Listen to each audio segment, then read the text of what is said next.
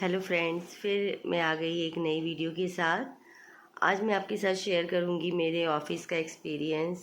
सबसे पहले मैं आपको बताऊंगी कि किस तरह से मैं सुबह जल्दी जल्दी उठकर सारा काम करती हूँ, फिर उसके बाद ऑफिस जाती हूँ और ऑफिस में कितनी चिक चिक चिक चिक होती है। सच में बिल्कुल भी फुर्सत नहीं मिलती है 1 मिनट की भी। लंच टाइम होता है हमारे ऑफिस में 1:30 से 2:30 तक का। उसमें भी ऑल डीसी के लोग आते रहते हैं, कुछ आवेदन देने, कभी कुछ मतलब खाना भी नहीं खाने देते। इतना परेशान हो जाती हूँ कभी कभी सोचती हूँ मेरा घर पास होता तो जैसे सब लंच में अपने घर चले जाते तो मैं भी थोड़ी देर आकर रेस्ट कर लेती।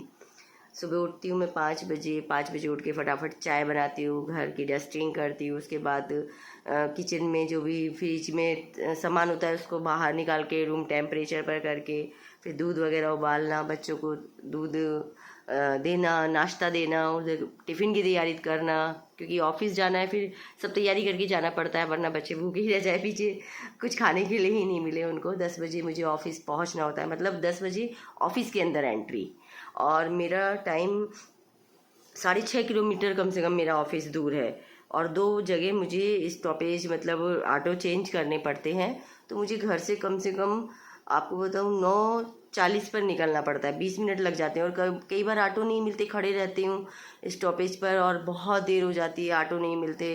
तो फिर डांट भी खानी पड़ती है ऑफिस में जाने के बाद, क्योंकि वो लोग तो ये नहीं समझते कि ये इंसान किस तरह से, कहाँ से, किस तरह से आ रहा है, कोई मतलब नहीं होता। और ऐसा नहीं है, अधिकारी बहुत अच्छे होते हैं, लेकिन जो कुछ ऊपर उनके नीचे जो बाबू होते हैं ना, कुछ, मैं सबको नहीं कहूँगी, बहुत अच्छा है मेरा ऑफिस, बट कुछ लोग उसमें बहुत गलत है। और सबसे गलत तो एक महिला है जिसने सच में सारा गंदा माहौल कर दिया जब से वो आई है ऑफिस का। इतना अच्छा ऑफिस था मेरा, बहुत अच्छे लोग थे सभी, बहुत हेल्प करने वाले, मतलब हेल्प का मतलब कि हाँ समझने वाले, अगर परेशानी, अगर देर हो गई है तो कंप्रोमाइज़ करने वाले कि हाँ भाई महिला है, काम करने वाली, घर का भी सारा काम है, तो समझने वाले थे। बट अब तो पता नहीं कैसे लोग हो गए कि मन में न दया रही ना कुछ। और अब एक और टेंशन हो गई है मुझे, कोई नया ऐप आ रहा है हमारे ऊपर नज़र रखने के लिए। मतलब हम छुट्टी भी नहीं ले सकते, 1 महीने में एक छुट्टी लेते हैं वो भी नहीं ले सकते। कोई ऐसा ऐप आ रहा है जो हमें स्कैन करेगा कि हम ऑफिस आए हैं या नहीं आए हैं, और अगर जिस दिन की छुट्टी ली तो उस दिन की सैलरी कटेगी।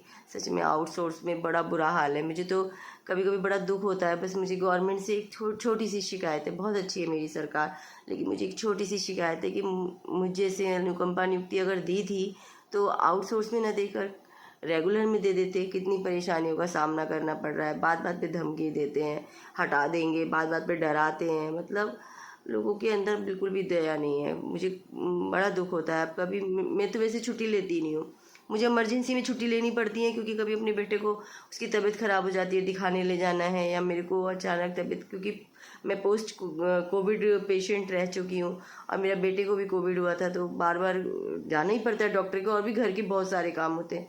देखते हैं अब क्या होता है, जो भी होता है भगवान के भरोसे हैं अपन तो। ईश्वर सब अच्छा करेंगे, वो हमारे साथ है तो डरने की क्या बात है। इसी के साथ धन्यवाद, बाय बाय।